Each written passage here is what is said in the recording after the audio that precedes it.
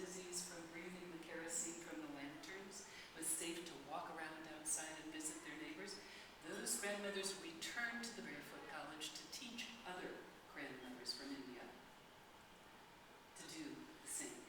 Their work was so effective that the United Nations heard about it and began sending grandmothers from other parts of the developing world to study with the Indian grandmothers.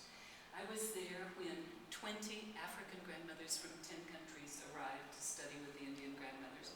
None of them had ever been on an airplane before. None of them, in fact, had ever even been to school.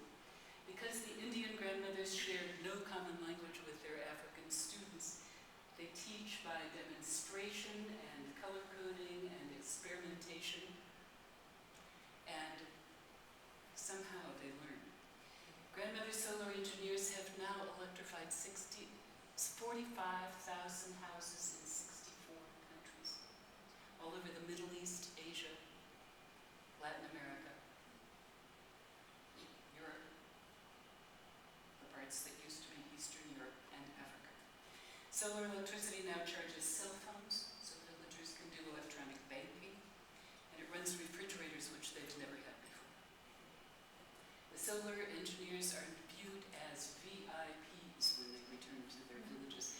The man who runs the Barefoot College told me, I meet them as grandmothers, but they go back to their villages as tigers. Grandmothers are ending female genital mutilation in Senegal. Grandmothers are the authorities on family health. That's no surprise in many cultures. An NGO called the Grandmother Project discovered that when grandmothers are given a little bit, sometimes just one fact of contemporary medical information, to add to their arsenal of traditional knowledge, community health can alter very quickly and permanently. When Senegalese grandmothers first learned from community health workers that their daughters were dying in childbirth as a result of hemorrhaging from FGM, they were shocked. They had never made that connection. It was so long between the cutting and the birthing.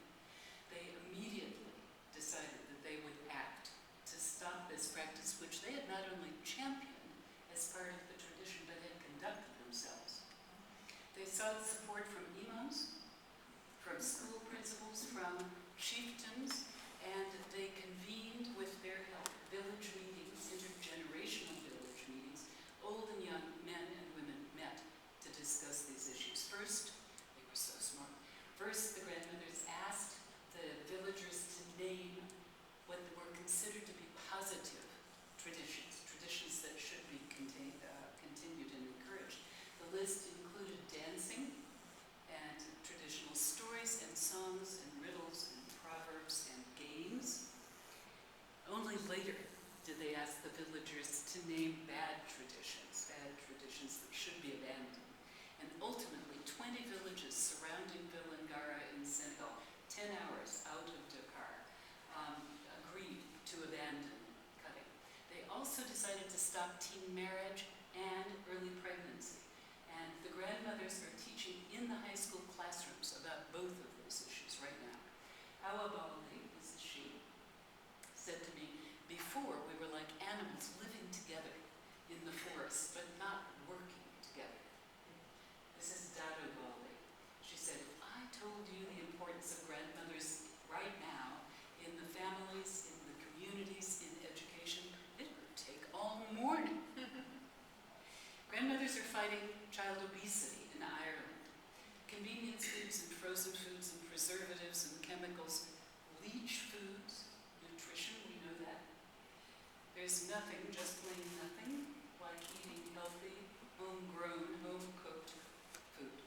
This is Darina Allen. She's a grandmother. She's also known as the Julia Child of